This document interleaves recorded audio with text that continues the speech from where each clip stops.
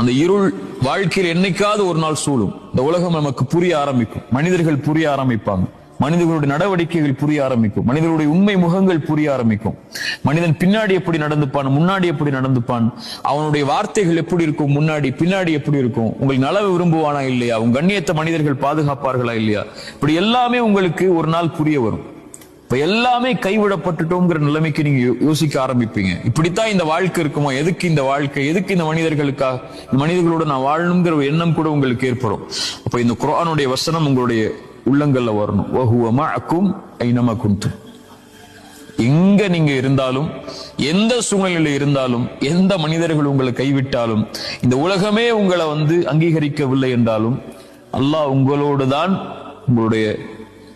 உங்களுடைய நிலைக்காகத்தான் அல்லாஹ் உங்களோட இருப்பான். வஹுவ மஅக்கும் ஐனமா குன்தும். எங்க இருந்தாலும், எந்த சூழ்நிலையில் இருந்தாலும் அல்லாஹ் வந்துருயா அல்லான்னு கேட்டா போதும். அல்லாஹ் நான் இயலாதவன், என்னிடத்துல வந்துரு, உன்னிடத்துல வர ஆசைப்படுறேன் அப்படின்னு நீங்க சொல்லிட்டா போதும்.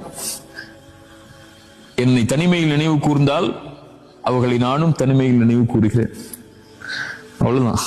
ரப்பே நான் உன்னை அழைக்கிறையா அல்லாஹ், உன்னிடத்துல வர்றையா அல்லான்னு சொல்லிட்டா போதும். நீங்க சொல்ல வேணாம், மனசுல நினைச்சா போதும், அல்லாஹ் உங்களை நினைவு கூர்ந்து விடுவான். அவ்வளவுதான்.